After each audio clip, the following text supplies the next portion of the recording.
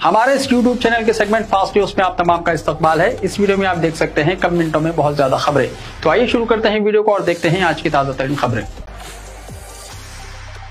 शहर के कई सुपरमार्केट्स पर फूड सेफ्टी टीमों के धावे। शहर के कई इलाकों में फूड सेफ्टी के ओहदेदारों ने धावे किए। जब वाली सुपरमार्केट्स की तलाशी ली गई, जहां से मुख्तलिफ प्रोडक्ट्स के नमूनों को जांच के लिए लैब भेज दिया गया।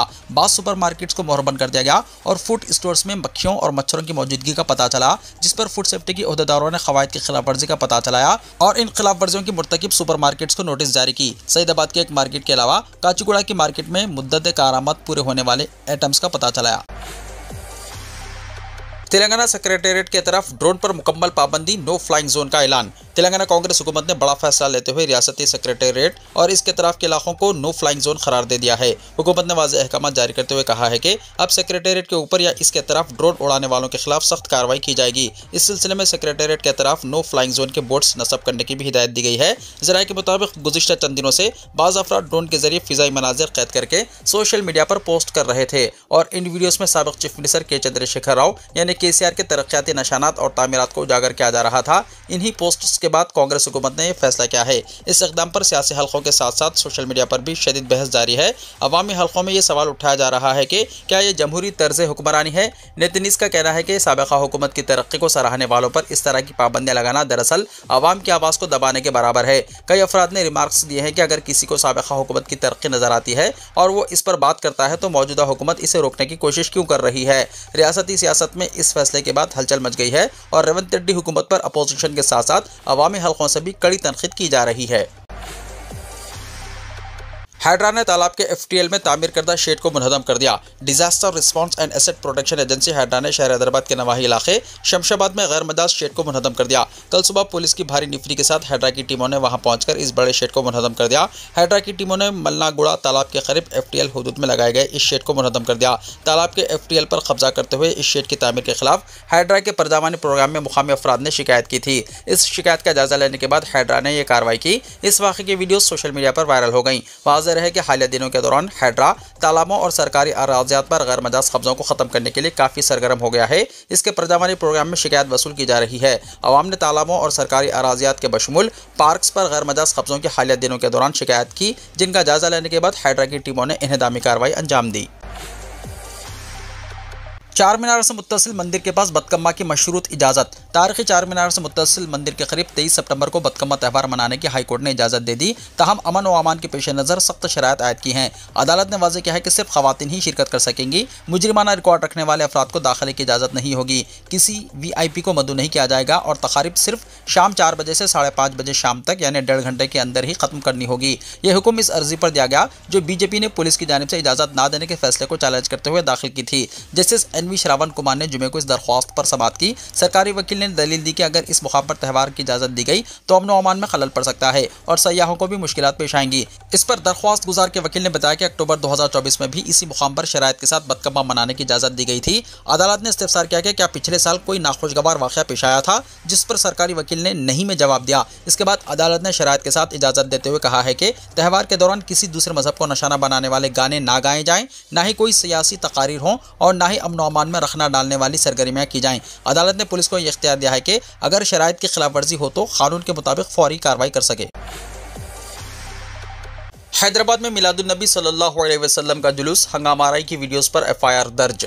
हैदराबाद पुलिस ने इतवार 14 सितंबर को शहर हैदराबाद में मिलादुन्नबी सल्लल्लाहु अलैहि वसल्लम के जुलूस के दौरान हंगामाराई करने वालों की वीडियोस सोशल मीडिया पर वायरल होने के बाद कार्रवाई शुरू कर दी है। अपने सोशल मीडिया हैंडल पर हैदराबाद सिटी पुलिस ने लिखा, हम अमन बरकरार रखने के लिए पुरअज़्म हैं और बदअमनी फैलाने या कम्युनिटी की हम आहंगी को खराब करने की कोशिश करने वाले किसी के खिलाफ सख्त कार्रवाई करेंगे। एक वीडियो में लोगों के एक ग्रुप को मुबैना तौर पर ट्रैफिक पुलिस एहलकार से बहस करते हुए देखा गया, जबकि दूसरी वीडियो में मुबैना तौर पर एक शख्स को इश्तियाल अंगेज बयान देते हुए देखा गया। FIR के बाद हैदराबाद सिटी पुलिस के एक्स हैंडलर ने तस्दीक की है कि FIR 195/2025 दर्ज की गई है और कानूनी कार्रवाई शुरू कर दी गई है। हालांकि हैदराबाद के पुरअमन माहौल को बरकरार रखने के लिए मिलादुन्नबी सल्लल्लाहु अलैहि वसल्लम के जुलूस जो 5 सितंबर को होने वाले थे, इसको मुलतवी करके 14 सितंबर तक कर दिया गया था। लेकिन लोगों के करतब दिखाने और परेशानी पैदा करने की वीडियोस ने तनाज़े को जन्म दिया।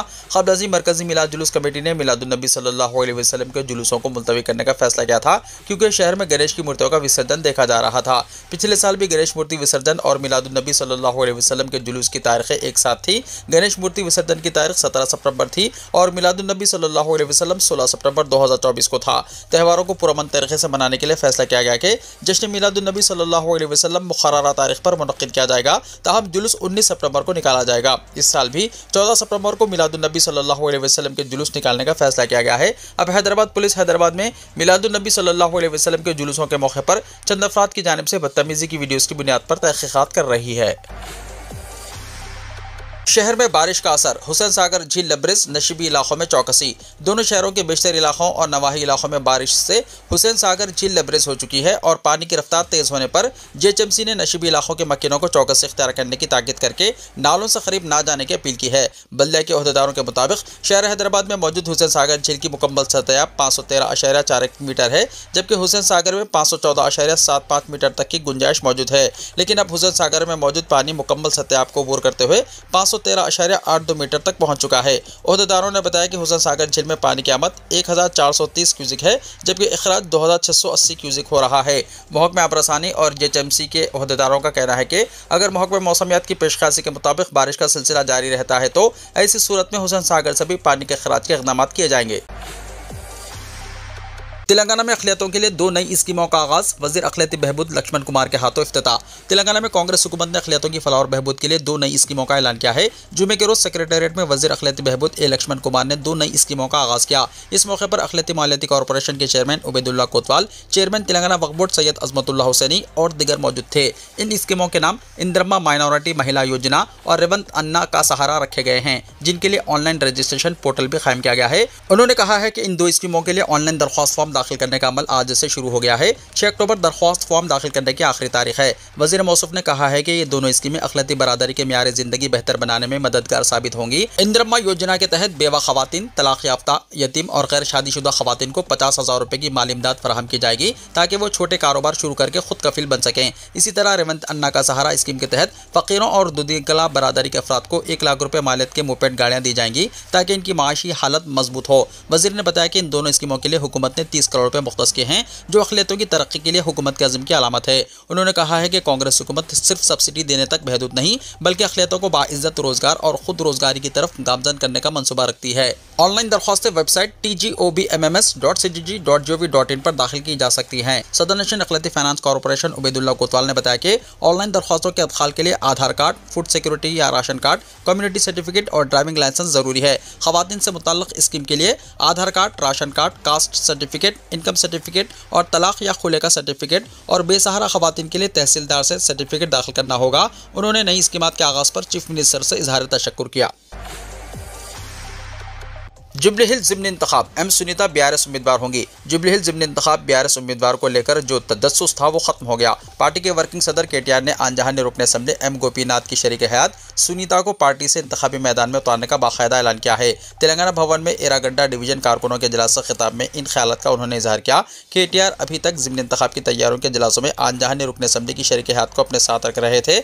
आनजहानी क़यादत के अरकान खानदान का साथ देने की पार्टी कारकुनों से अपील कर रहे थे, मगर जुमे को मुनक्किदा इजलास में आनजहानी रुकन असम्बली की शरीक हयात को उम्मीदवार बनाने का ऐलान किया है। बीआरएस के वर्किंग प्रेसिडेंट ने खिताब करते हुए कहा कि असेंबली इंतखाबात में रियासत के नतायज एक तरफ थे, मगर ग्रेटर हैदराबाद के अवाम ने बीआरएस पार्टी पर अपना भरोसा जताया है। ग्रेटर हैदराबाद को आलमी सतह पर तरक्की देने पर अवाम ने तमाम हल्कों पर बीआरएस को भारी अक्सरियत से कामयाब बनाया है। मुखालिफिन की जानिब से गुमराहकुन मुहिम चलाने के बावजूद असेंबली हल्के जुबली हिल्स के अवाम ने बीआरएस के उम्मीदवार एम गोपीनाथ को मुसलसल तीसरी मरतबा भारी अक्सरियत से कामयाब बनाया है।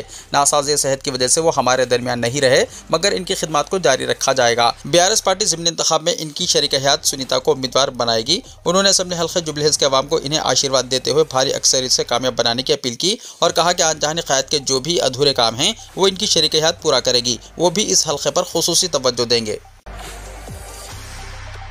आंगनवाड़ी से बच्चों के लिए फराहम अंडे शराब की दुकान से दस्तियाब। हुजूराबाद में आंगनवाड़ी मरकज से बच्चों के लिए फराहम करदा अंडे शराब की दुकान में पाए गए। हुकूमत आंगनवाड़ी मराकज से 7 महीने से 3 साल तक के बच्चों के लिए अंडे फराहम करती है। ये अंडे हुजूराबाद में एक शराब की दुकान में पाए गए। हुक्काम ने इसकी तहकीकात शुरू कर दी है।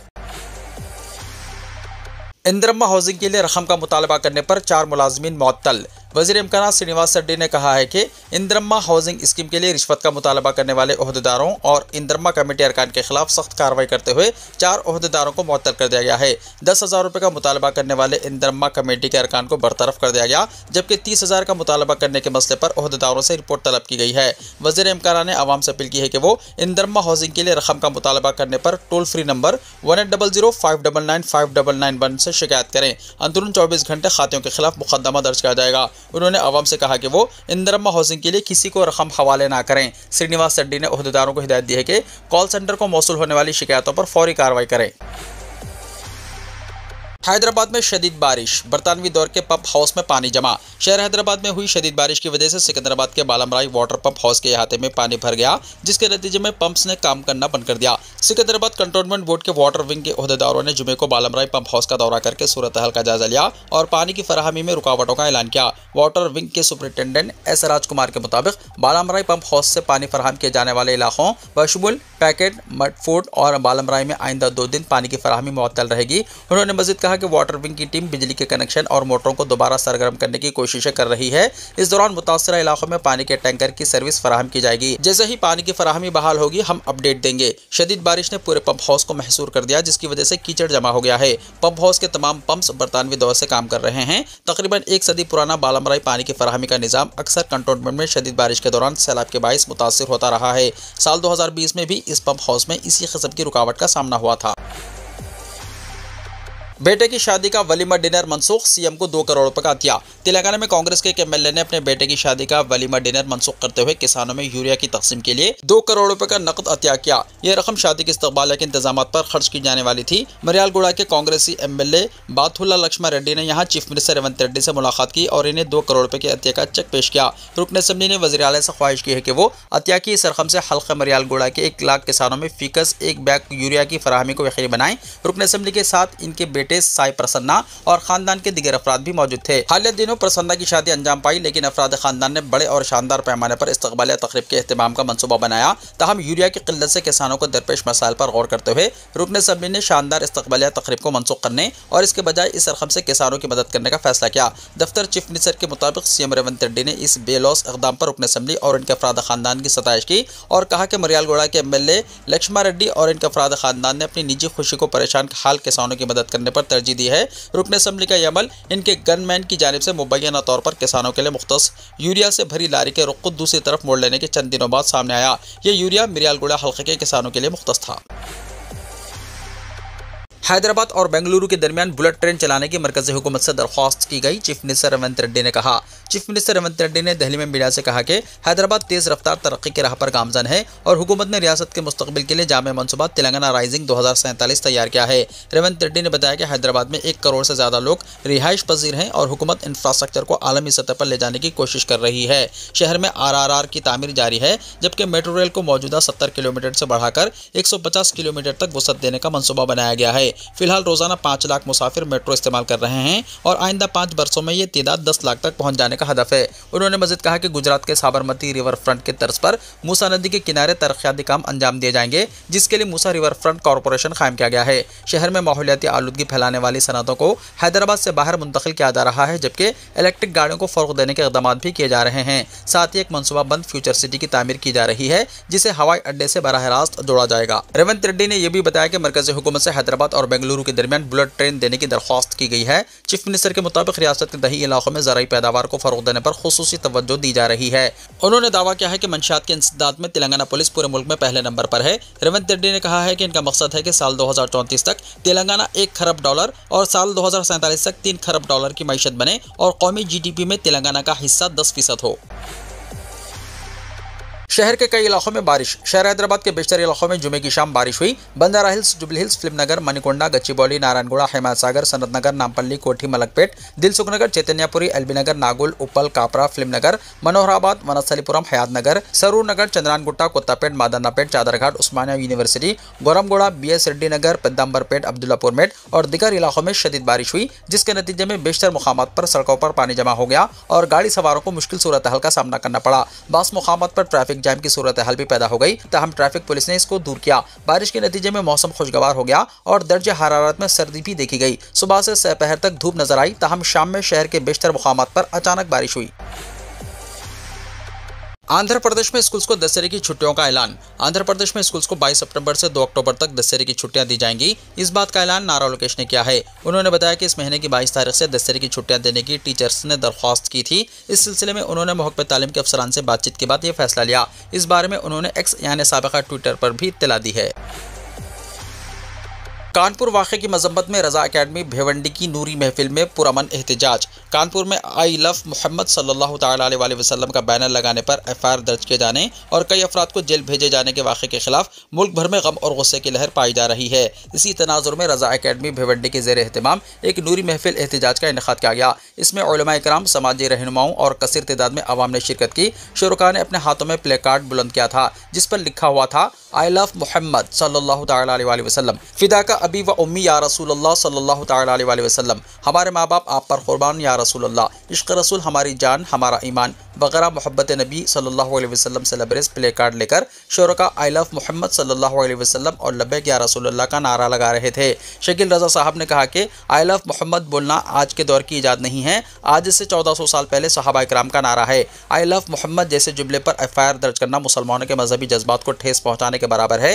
यह महज एक पुरअमन मजहबी इजहार था जिसे जुर्म बनाकर पेश किया गया। मौसूफ ने अपने खिताब में मज़ीद कहा कि यह इक़दाम मुल्क के सेकुलर ढांचे और आइनी आज़ादी इजहार के खिलाफ है। उन्होंने हुकूमत और इंतजामिया से मुतालबा किया है कि बेकसूर अफराद को फौरी तौर पर रिहा किया जाए और इस तरह के इक़दाम दोबारा ना किए जाएं। शर्जिल रज़ा खादरी ने कहा कि हुजूर से मोहब्बत ईमान का एक हिस्सा है, बगैर मोहब्बत नबी के ईमान की तकमील नहीं हो सकती। हुजूर ने फरमाया है कि तुम में कोई भी उस वक्त तक मोमिन नहीं हो सकता जब तक अपने वालिदैन से ज़्यादा, अपने बच्चों से ज़्यादा और तमाम लोगों से ज़्यादा हुजूर से मोहब्बत ना करे। प्रोग्राम में नातिया कलाम भी पेश किए गए और आखिर में मुल्क और मिल्लत के हक़ में दुआ की गई। अवाम ने इस अज़म का इजहार किया है कि वो पुरअमन अंदाज में अपने नबी करीम सल्लल्लाहु अलैहि वसल्लम से मोहब्बत का इजहार करते रहेंगे।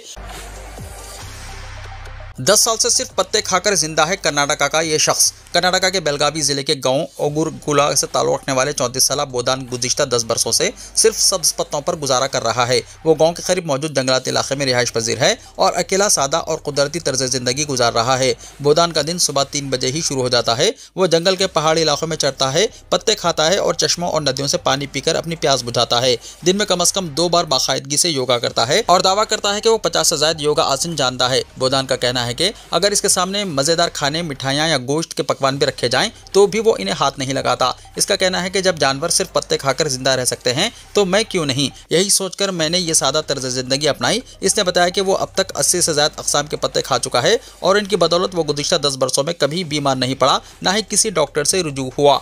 बोदान ने बताया कि वो बचपन में आम खाने जैसे चावल, चपाती, गोश्त और फल भी खाता था, लेकिन अब ये सब छोड़ चुका है। अलबत्ता जब कपड़ों या ज़रूरी अशिया के लिए पैसे की ज़रूरत होती है तो वो गाँव में जाकर मुख्तलिफ किस्म के मजदूरी के काम कर लेता है। डॉक्टरों ने जब इसका मुआयना किया तो इसकी मुकम्मल सेहतमंदी देखकर वो हैरान रह गए। यहाँ तक कि मशहूर योगा गुरु रामदेव बाबा ने भी इसके तर्ज ज़िंदगी और खुराक की तारीफ की है।